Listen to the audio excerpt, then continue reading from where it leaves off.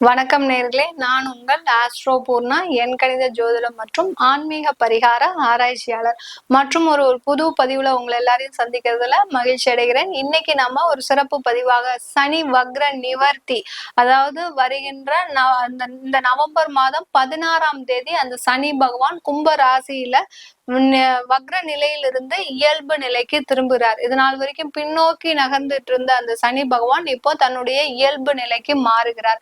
இந்த மாறக்கூடிய அந்த சனி பகவானுடைய வக்ர நிவர்த்தி வருகின்ற மார்ச் மாதம் 29ஆம் தேதி வரை அந்த கும்ப ராசியிலேயே பயணிச்சிட்டு இருக்கிறாரு இயல்பு நிலையோட.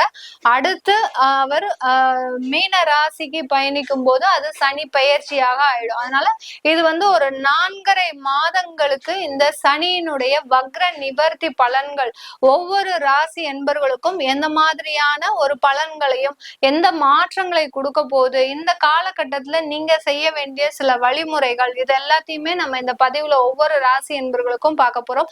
இந்த காலகட்டத்துல ஒவ்வொரு ராசி என்பர்களும் நீங்க செய்ய வேண்டிய சில விஷயங்கள் பாத்தீங்கன்னா, நிறைய ஆன்மீக வழிபாடு பண்ணுங்க. ஏன்னா சனி பகவான் வக்ர நிவர்த்தி அடையும் போது அந்த ஆன்மீக வழிபாட்டுல நம்ம எந்த அளவுக்கு அதிகமா ஒரு எண்ணங்கள் இருக்குதோ, ஏன்னா ராசிக்கு தான் நம்ம பலன்களை சொல்றோம். அப்படி இருக்கும்போது அந்த ராசின்றது எண்ணம் சார்ந்த பலன்கள் தான், உங்களுடைய சிந்தனை சார்ந்த பலன்கள் தான். அப்படி இருக்கும்போது அந்த சிந்தனைகளை நீங்க ஒரு ஆன்மீக ரீதியாக செல்லும் போது உங்களுக்கு நிறைய மாற்றங்கள், தடைகள் எல்லாமே நிவர்த்தி ஆகக்கூடிய ஒரு நேரமாக தான் இருக்கும்.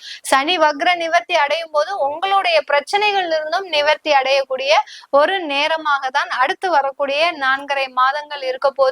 இந்த பதிவினுடைய ஒவ்வொரு பதிவிலையும் பாத்தீங்கன்னா உங்களுக்கு தேவையான சில வழிபாட்டு முறைகளையும் சொல்லியிருப்பேன். அதனால கடைசி வரைக்கும் ஸ்கிப் பண்ணாம பாருங்க. இதை உங்களுக்கு இந்த பதிவு உங்களுக்கு ரொம்ப பிடிச்சிருந்ததுன்னா ஃப்ரெண்ட்ஸ் அண்ட் ரிலேட்டிவ்ஸ்க்கு ஷேர் பண்ணுங்க. இந்த சேனல்ல முதல் முறையா பாக்குறீங்கன்னா சப்ஸ்கிரைப் பண்ணிக்கோங்க. பெல் பட்டன்ல ஆல் ஆப்ஷன் சூஸ் பண்ணீங்கன்னா உங்களுக்கு என்னுடைய அடுத்தடுத்த பதிவுகள் நோட்டிபிகேஷனா வந்துட்டு இருக்கும். கும்ப ராசி என்பர்களுக்கு ராசியிலேயே சனி பகவான் நிவர்த்தி அடைகிறார், வக்ர நிவர்த்தி அடைகிறார். வக்ர நிவர்த்தி அடையும் போது இந்த ஜென்ம சனி கொஞ்சம் இந்த 4.5 மாதங்களுக்கு உங்களுக்கு கொஞ்சம் வலு பெற்று இருக்கும். அதனால பயப்படக்கூடிய ஒரு விஷயம் எதுவும் இல்லை.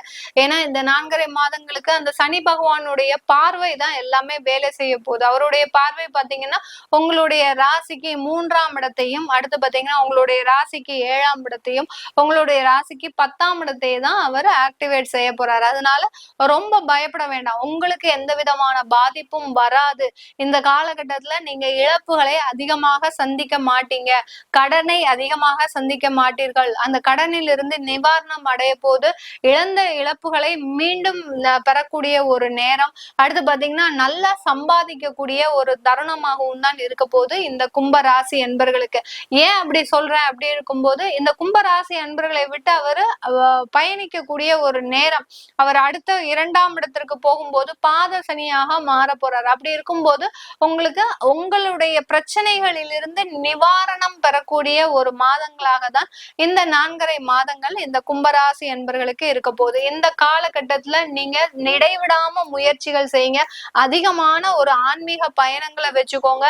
நிறைய தெய்வ வழிபாடு, எப்பப்பெல்லாம் உங்களுக்கு கோயிலுக்கு போகணும்னு நினைக்கிறீங்களோ அப்பப்பெல்லாம் நீங்க கோயிலுக்கு போங்க.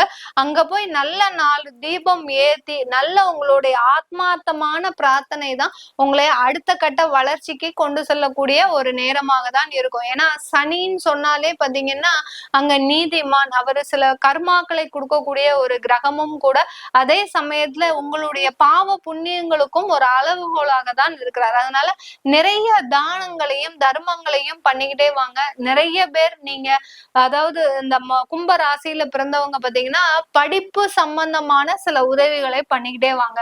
உங்களால முடியுதோ முடியலையோ படிப்பு சம்பந்தமான உதவிகள் சொல்லும் போது நீங்க ஒரு டேர்ம் ஃபீஸே கட்டணும்னு அவசியம் கிடையாது. ஒரு சின்ன பென்சில் பாக்ஸோ இல்ல உங்களால என்ன முடியுதோ அந்த குழந்தைகளுக்கு, படிக்க முடியாத குழந்தைகளுக்கு உதவி செய்துகிட்டே வாங்க. இந்த சனியினுடைய தாக்கம் மிக அப்படியே குறைஞ்சிடும். ஏன்னா அடுத்து உங்களுக்கு பாத சனியாக போறதுனால இன்னும் 2.5 வருடங்கள் கொஞ்சம் கெடுபிடியான ஒரு காலமாக தான் இருக்கும். அதனால இந்த கும்பராசி அன்பர்கள் இந்த மாதத்திலிருந்தே, இந்த நவம்பர் மாதத்திலிருந்தே நீங்க நிறைய தான தர்மங்களே பண்ணிக்கிட்டே வாங்க. உங்களால என்ன முடியுதோ, உங்களால ஒருவேளை சாப்பாடு போட முடியுதா தாராளமா பண்ணுங்க. ஒருத்தருக்கு போட முடியுதா தாராளமா பண்ணுங்க. சில பேருக்கு ஒரு துணிமணி கொடுக்க முடியுதா தாராளமா பண்ணுங்க. உங்களுடைய வயதில் அதிகமானோருக்கு உங்களுக்கு அதாவது வஸ்திர தானம் பண்ணுங்க. இப்ப நீங்க 30 வயது இருக்கிறீங்கன்னா 35 வயது இருக்கிறவங்களுக்கு வஸ்திர தானம் கொடுங்க. அதே சமயத்துல ஒரு 50 வயது இருக்கிறீங்கன்னா 55 வயது இருக்கிறவங்களுக்கு நீங்க வஸ்திர தானம் கொடுங்க. இப்படி வஸ்திர தானம் செய்யும் போது உங்களுடைய வயதில் மூத்தோருக்கு தான் நீங்க கொடுக்கணும். உங்களால என்ன முடியுதோ அதை மட்டும் செஞ்சுட்டே வாங்க. எந்த விதமான எதிர்பார்ப்பும் இன்றி, இன்னைக்கு நான் இதை செய்யறதுனால எனக்கு கடவுள் நன்மையை செஞ்சுடுவாரு அப்படின்ற ஒரு எதிர்பார்ப்பு இல்லாம செய்யுங்க. கண்டிப்பா அந்த சனி பகவான் உங்களுடைய வாழ்க்கையை அடுத்த கட்ட ஒரு வெற்றிக்கு கண்டிப்பாக கொண்டு செல்ல போறார்.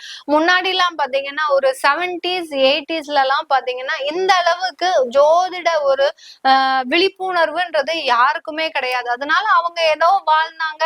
ஆனா பாத்தீங்கன்னா எப்ப பார்த்தாலுமே எல்லார் வீட்லயும் ஒரு தெய்வ வழிபாடு இருந்துகிட்டே இருக்கும். வாரத்துல ஒரு முறைதான் அசைவ உணவு எடுப்பாங்க.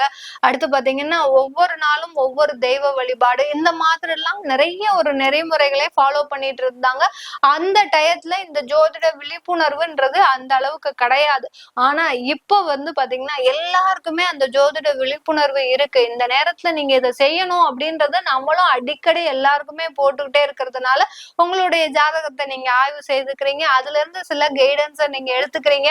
அதுல இருந்து சில விஷயங்களை நீங்க அவாய்ட் பண்ணிக்கிறீங்க. இப்படி இந்த ஒரு நல்ல ஒரு விஷயங்கள் நடக்கும் போது சில தான தர்மங்களையும் நீங்க கூட சேர்ந்துகிட்டே பண்ணும்போது உங்களுடைய வாழ்க்கை எந்த ஒரு கடுமையான காலமாக இருந்தாலும் அதுல இருந்து நிவாரணம்ன்றது 100% ஒரு உண்மையான ஒரு விஷயமாக இருக்கும். எந்த அளவுக்கு இந்த கும்பராசி அன்பர்கள் ஆன்மீகத்துல இருக்கிறீங்களோ அந்த அளவுக்கு அடுத்து வரக்கூடிய 2.5 வருடங்களும் சரி, அடுத்து வரக்கூடிய இந்த 4.5 மாதங்களும் சரி ஒரு நல்ல வளர்ச்சியை தரக்கூடிய ஒரு மாதங்களாக தான் இருக்கும். இந்த கும்ப ராசியில் அவிட்ட நட்சத்திர அன்பர்கள் இந்த காலகட்டத்துல திடீர் வேலை இழப்புகள் இருக்கும். கவலைப்படாதீங்க, பயப்படாதீங்க. அந்த வேலை இழப்புகள் அடுத்த ஒரு 2 மாதத்துல சரியாயிடும். உடனே வேலை கிடைக்கக்கூடிய ஒரு நேரமாக இருக்கும். அடுத்து பாத்தீங்கன்னா சதயம் நட்சத்திர அன்பர்களுக்கு இந்த காலகட்டம் உங்களுடைய பொறுமையை சோதிக்கக்கூடிய சில விஷயங்கள் வரத்தான் செய்யும். வராம இருக்காது. என்னடா இது நம்மளுக்கு ஒண்ணு போய் ஒண்ணு வந்த கதையா இருக்குதே அப்படின்னு யோசிக்கக்கூடிய அளவிற்கு இந்த சதயம் நட்சத்திர அன்பர்களுக்கு சில விஷயங்கள் நடக்கும். அதனால பதட்டப்படாதீங்க. இது எல்லாமே டெம்பரவரி தான். இந்த நிவர்த்தி ஆகிறதுல இருந்தே உங்களுக்கு சில விஷயங்கள் நல்ல கண்கூடாக அந்த பிரச்சனைகள் முடிவுக்கு வர்றது. இந்த சதய நட்சத்திரத்துல இருக்கக்கூடிய பெண்களுக்கு அதிகமான ஒரு மன குழப்பங்கள் இருக்கும். அது எல்லாமே தீரக்கூடிய ஒரு நேரமாக தான் இருக்கும். அடுத்து இந்த சதய நட்சத்திர அன்பர்களுக்கு அடுத்து பூரட்டாதி நட்சத்திர அன்பர்கள் இந்த காலகட்டம் உங்களுக்கு வெளிநாட்டு வாய்ப்புகள் அதிகமாக வரக்கூடிய ஒரு நேரம். அதே சமயத்துல இந்த பூரட்டாதி நட்சத்திர அன்பர்கள் தொழில் சம்பந்தமாக நிறைய பயணங்களை மேற்கொள்ளக்கூடிய ஒரு நேரம்.